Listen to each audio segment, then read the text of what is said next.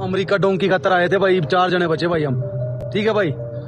भाई एक ब्रेड के पैकेट था हमारे पे, 5 दिन हो गए वही ब्रेड का पैकेट खाने हमने, बुरी हालत होगी भाई। ईरान के रास्ते में मेरे दिल से यही दुआ थी, अभी भी पकड़ा जाऊँ और वापस चला जाऊँ। कहीं पे सर पड़ा है, कहीं पे ढांचा पड़ा है, इसमें 100% मौत ही मौत है। जैसे 7-7 माह के बच्चों की लाशें देखी थी उस टाइम, बस हमें यही था कि पता नहीं किस टाइम मौत आती है। जी अस्सलाम वालेकुम, मैं हूं इमरान और आप देख रहे हैं कांटी पर। तो आज की जो हमारी वीडियो ये टंकी के बारे में, और ये वीडियो है SCTV की। वीडियो बहुत ही मज़ेदार होने वाली है। इस वीडियो के अंदर मेरे ख्याल से बताया हुआ है कि मुश्किलात कितनी होती हैं डंकी लगाने में, और डंकी लगाने में क्या क्या हो जाता है लोगों के साथ। तो वीडियो को देखें, तो वीडियो को हम शुरू करते हैं। राम राम भाई। भाई हम अमेरिका डोंकी खातर आए थे भाई, 4 जने बचे भाई हम। ठीक है भाई।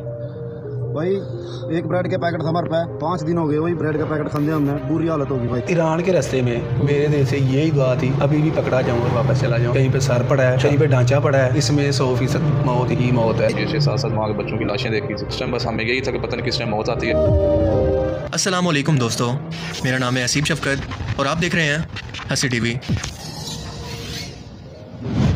डंकी, ये लफ्ज़ तो आपने यकीनन कई बार सुना होगा, लेकिन शायद इसका मतलब नहीं जानते होंगे। डंकी लगाना एक ऐसा तरीका है जिसके अंदर कोई शख्स गैर कानूनी तरीके से किसी गैर तरक्की याफ्ता या पसमानदा मुल्क से एक तरक्की याफ्ता मुल्क का बॉर्डर क्रॉस करके वहाँ पर पहुँच जाता है। ये एक इंतहाई खतरनाक सफ़र है जिसके अंदर कई बार तो लोग कामयाब हो जाते हैं, तो कई बार इन्हें इसकी कीमत अपनी जान देकर चुकानी पड़ती है। इतने खतरनाक सफ़र के बावजूद हर साल डंकी लगाने वाले लोगों की तादाद के अंदर मुसलसल इजाफा ही होता जा रहा है। पूरी दुनिया के अंदर सबसे ज़्यादा डंकी अमेरिका और मैक्सिको बॉर्डर पर लगाई जाती है, जहां दुनिया भर से और खुद मैक्सिको की आवाम गैर कानूनी तरीके से इस खतरनाक बॉर्डर को क्रॉस करने की कोशिश करते हैं। और यहां पर बॉर्डर पेट्रोलिंग पुलिस, पानी की खाइयां और फेंसिस से बचते हुए इन्हें कम से कम वक्त के अंदर इस बॉर्डर के पार जाना होता है, वरना इन्हें शूट भी किया जा सकता है। इसलिए अमेरिका और मैक्सिको का बॉर्डर आज दुनिया के खतरनाक तरीन बॉर्डर्स में से एक है। हैरत अंगेज तौर पर सिर्फ जवान लड़के ही नहीं बल्कि बूढ़े, औरतें, बच्चे भी अब इस खतरनाक सफर पर निकलने से बाज नहीं आ रहे। खास तौर पर अमेरिका और यूरोप इन डंकी लगाने वाले लोगों से काफ़ी परेशान है, क्योंकि इंसानियत के नाते वो इन लोगों को मार भी नहीं सकते और गैर कानूनी तरीके से अपने मुल्क के अंदर भी नहीं रख सकते। आमतौर पर गैर तरक्की याफ्ता मुल्कों के लोग अच्छे मुस्तकबिल की तलाश के अंदर डंकी लगाकर इन मुल्कों का रुख करते हैं, क्योंकि वो इन मुल्कों की लीगल वीज़ा रिक्वायरमेंट को पूरा नहीं कर पाते।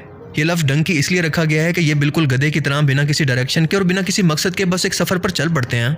इस वक्त अमेरिका में 12 मिलियन से ज़्यादा लोग गैर कानूनी तौर पर रह रहे हैं, जिनके अंदर ज़्यादातर तादाद इंडियंस और मैक्सिको के लोगों की है। पाकिस्तान, इंडिया और बांग्लादेश के लोग ज़्यादातर यूरोप जाने के लिए ग्रीस यानी यूनान और इटली का रास्ता इख्तियार करते हैं। इस गैर कानूनी सफ़र के लिए सबसे पहले ये किसी ऐसे एजेंट को ढूंढते हैं जो कि ये गैर कानूनी काम इंतहाई राजदारी के साथ करवा सके, जो कि आमतौर पर देहातों और ऐसे इलाकों के अंदर पाए जाते हैं जहाँ पर तालीम और रोज़गार के मौके इंतहाई कम हों और यहाँ के लोग भी जाहिल हों। इनकी इसी जहालत का फ़ायदा उठाकर इनसे लाखों रुपया लेकर एक पूरे ग्रुप को इकट्ठा करके ईरान के बॉर्डर की तरफ इनको ले जाया जाता है, जहां से ये लोग ऊंचे पथरीले सुनसान पहाड़ों पर घंटों चलते रहते हैं। खुश्क पहाड़, पानी की कमी, भूख, इंतहाई सख्त मौसम की वजह से कई लोग तो रास्ते के अंदर ही मारे जाते हैं, जिनकी हड्डियां, लाशें और इनका सामान जगह जगह पर पहाड़ों पर देखने को मिलता रहता है। इन पहाड़ों से एक और एजेंट इन बाकी बचे लोगों को इंतहाई तेजी से एक गाड़ी के अंदर ज़रूरत से ज़्यादा लोगों को सवार करके तेहरान के रास्ते होते हुए एक सुनसान गांव के अंदर उतार देता है। और इस दौरान अगर कोई शख्स गिर जाए या किसी तकलीफ के अंदर हो तो गाड़ी को किसी भी सूरत नहीं रोका जाता और इस शख्स को वहीं पर मरने के लिए छोड़ दिया जाता है। उस शख्स को छोड़कर ये लोग आगे बढ़ जाते हैं, जो कि अपने बेहतर मुस्तकबिल के ख्वाब सजाए किसी सफ़र पर निकला था कि शायद इसके घर वालों की दुआओं की वजह से वो मुस्तकबिल के अंदर किसी मकाम पर पहुंच जाएगा। लेकिन अफसोस के उसके सारे के सारे सपने यहाँ पर टूट जाते हैं। यहाँ से इन लोगों को पैदल टर्की के बॉर्डर तक ले जाया जाता है और यहाँ पर ये लोग कुछ टाइम तक छुपकर इंतजार करते हैं कि जैसे ही तुर्किश बॉर्डर पेट्रोल आंखों से दूर हो तो छुपकर बॉर्डर को क्रॉस कर लें, और अगर ये लोग नज़र के अंदर आ जाएं तो इनको वहीं पर गोली मार दी जाती है। अब टर्की से एक और एजेंट इन्हें छुपाकर पैदल या किसी सवारी पर यूनान के बॉर्डर तक ले जाता है, और यूनान का बॉर्डर भी इसी सख्तियों से अगर वो क्रॉस कर लें तो आगे जंगल से पैदल या समंदर के रास्ते इन्हें इटली के बॉर्डर पर ले जाया जाता है।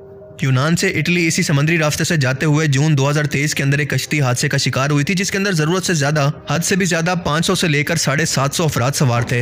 ये कश्ती जनूबी यूनान के इलाके पायल से 50 मील के फासले पर समंदर में हादसे का शिकार हुई थी, जिसके अंदर कई सौ लोग मारे गए थे। ये वाकई अफसोसनाक होने के साथ साथ इंतहाई इंसानियत सोच भी था, क्योंकि एजेंट तो चलो पैसे की खातिर इन लोगों की जानों के साथ खेलते हैं, लेकिन यूनान की बॉर्डर पेट्रोलिंग पुलिस इन लोगों को समंदर के अंदर डूबता हुआ देखती रही, लेकिन इनकी कोई मदद नहीं की।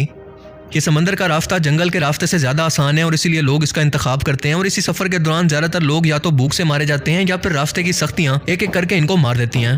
अगर कोई शख्स जख्मी हो जाए या फिर रास्ता भूल जाए तो भी इसकी मौत पक्की है, और इसके अलावा कई और रास्ते हैं जहाँ से इटली तक पहुँचा जा सकता है।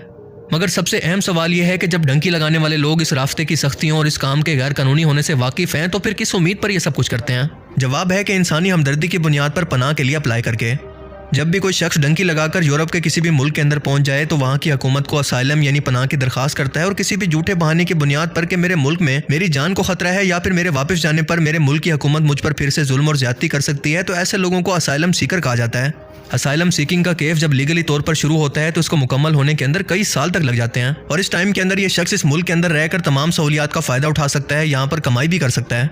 इसी वजह से हर साल असाइलम सीकर की तादाद यूरोप और अमेरिका के अंदर हद से ज्यादा बढ़ती जा रही है और एक अंदाजे के मुताबिक फ्रांस के अंदर तकरीबन 1.5 लाख केसेस, जर्मनी में भी 1.5 लाख के करीब, इसके बाद स्पेन, इटली, पुर्तगाल जैसे मुल्कों के अंदर इनकी सबसे ज्यादा तादाद मौजूद है। हैरत की बात तो यह है कि यह प्रोसेस सिर्फ यूरोप तक ही महदूद नहीं रहता, बल्कि खुद यहाँ यूरोप के लोग भी गैर कानूनी तरीके से डंकी लगाकर यूके के अंदर घुसते हैं। जो लोग अनजाने के अंदर एजेंट्स की चकनी चुपड़ी बातों के अंदर और उनके सुहाने ख्वाबों पर यकीन करके इस डंकी के जरिए सुनहरे मुस्तकबिल का ख्वाब देखते हैं, वो यकीनन एमको की जन्नत के अंदर रहते हैं। ये लोग अपनी जहालत की कीमत अपनी जान देकर उतारते हैं। और अगर आप किसी यूरोपियन मुल्क के अंदर जाना चाहते हैं तो इसके लिए आज हर तरह के ऑप्शन मौजूद हैं। अगर आप एजुकेशन वीज़ा के जरिए जाना चाहते हैं तो ये सबसे बेहतरीन ऑप्शन है, और अगर आप पढ़े लिखे नहीं हैं और स्किल्ड लेबर के तौर पर जाना चाहते हैं तो कोई हुनर सीख कर आप वहाँ पर रोजगार कमा सकते हैं।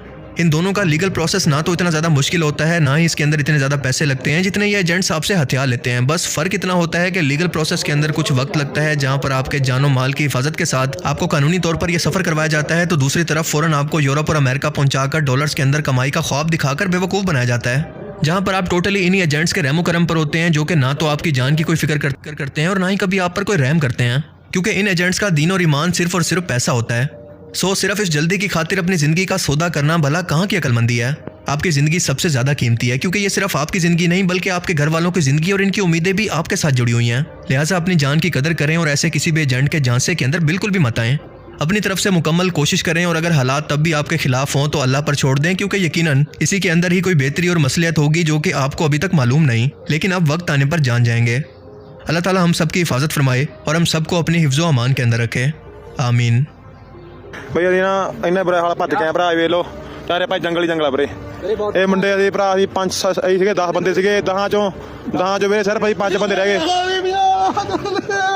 हेलो की क्या पका पड़े। वीडियो बहुत ही अच्छी थी, इसके अंदर बहुत सारे सबक थे। तो आप देखिए कि वो फैमिली गई है, पूरे 10 भाई गए हैं और उनके अंदर से सिर्फ 5 बचे हैं। तो ये जब इतना मुश्किल है डंकी लगाना तो फिर क्यों लोग लगाते हैं। ये कानूनी जो प्रोसीजर है वो करें, नहीं है तो सब्र करें, अपने आप को अज़ाब में डालने की क्या ज़रूरत है। तो वैसे जो मुसलमान है उनके लिए तो ये वैसे भी हराम है मेरे ख्याल से। मैं इसके बारे में कुछ वो नहीं करा, जहाँ तक मेरा आइडिया है कि झूठ बोल कर इज़्ज़त कमाना वो हराम ही होता है, तो थोड़ी सी एहतियात करनी चाहिए। तो वीडियो अच्छी लगी है, वीडियो को लाइक करें, शेयर करें। शुक्रिया। मैं हूं इमरान, मुझे दीजिए इजाज़त, फिर किसी नई वीडियो में मुलाकात होगी। अल्लाह हाफ़िज़।